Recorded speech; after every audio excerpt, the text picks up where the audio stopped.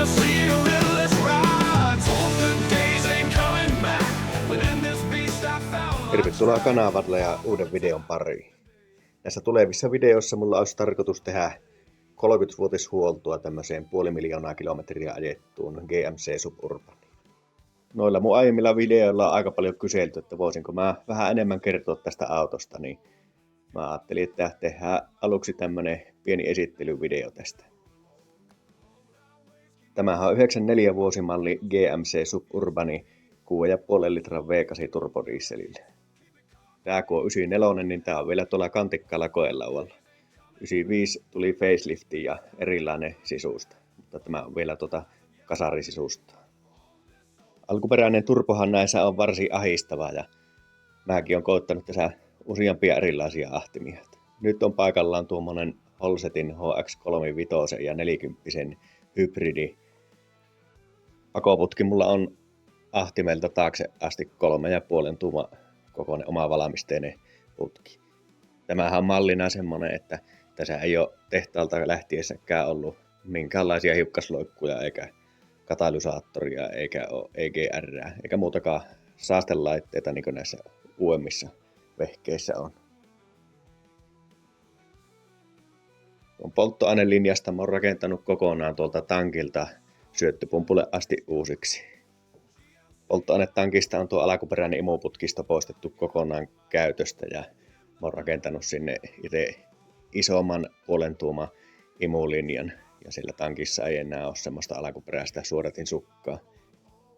Ja sitten alkuperäinen siirtopumppu on vaihdettu tuommoiseen reilusti tehokkaampaan Raptorin 4G siirtopumppuun. Ja tuo koko polttoainelinja on tankilta tuonne syöttöpumpulle asti niin isompaa linjaa. Samaten tuo alkuperäinen polttoainesuodatin tuolta konehuoneesta on poistettu käytöstä ja tilalla on tuommoinen spin-on filtteri. Myös tuohon syöttöpumpulle tuon polttoaineen tuloliitännä mä oon tehnyt isommaksi.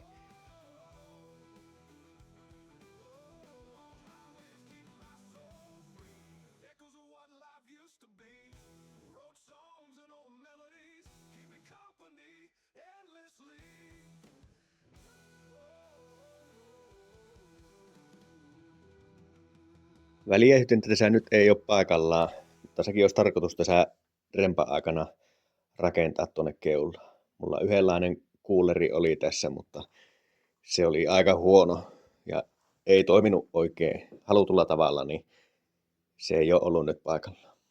Ja tässä on Quadstar moottoriohjelmointi, tai siellä on semmoinen ohjainlaite, josta pystyy sitten ajoaikana useampia eri softia valitteen käyttöön.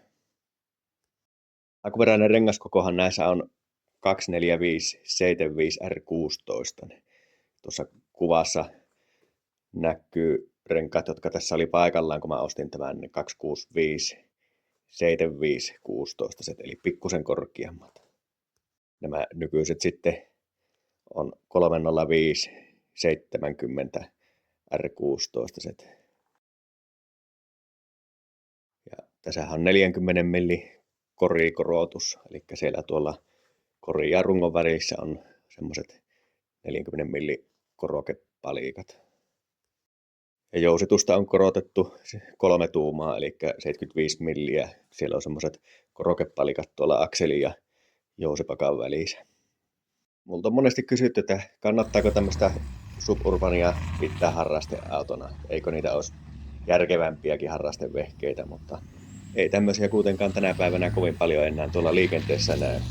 Ja mitä näkyy, on monesti tosi huonokuntoisia. Ja kyllähän tässäkin jo vähän ikä näkyy, mutta ruostetta tässä kyllä ei ole käytännössä ollenkaan, mikä on tosi harvinaista täällä Suomen suolatuilla teillä. Oikeastaan ainut paikka, mitä tästä on hitsattu, on tuota vasenta takanurkkaa, ihan pikkupalanen, ja sekin oli vaan sen takia, että joku aiempi omistaja oli joskus tökännyt tuota nurkkaa johonkin. Eihän tämmöisessä autossa oikein järkiä ole, ainakaan tämmöisessä maassa, missä dieselikin maksaa melkein 2 euroa litra. Eikä tämmönen 30 vuotta vanha, melkein 3500 kiloa painava korotettu neliveto suorituskyvyltään mikään raketti ole, eikä kyllä ajo-ominaisuuksiltakaan mikään luksusmaasturi. Mutta jotakin semmoista vetovoimaa tämmöisessä iso V8 turbodieseli soundissa on, mitä ei pysty selittämään. Eikä näissä nykyisissä hybridi- ja sähkövehkeissä semmoista tunnelmaa ole.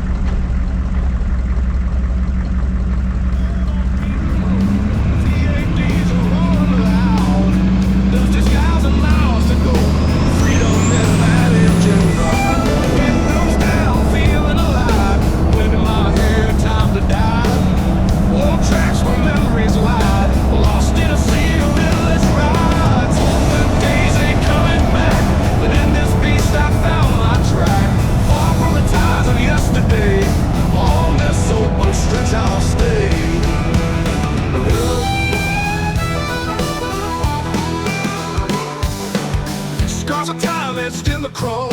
GMC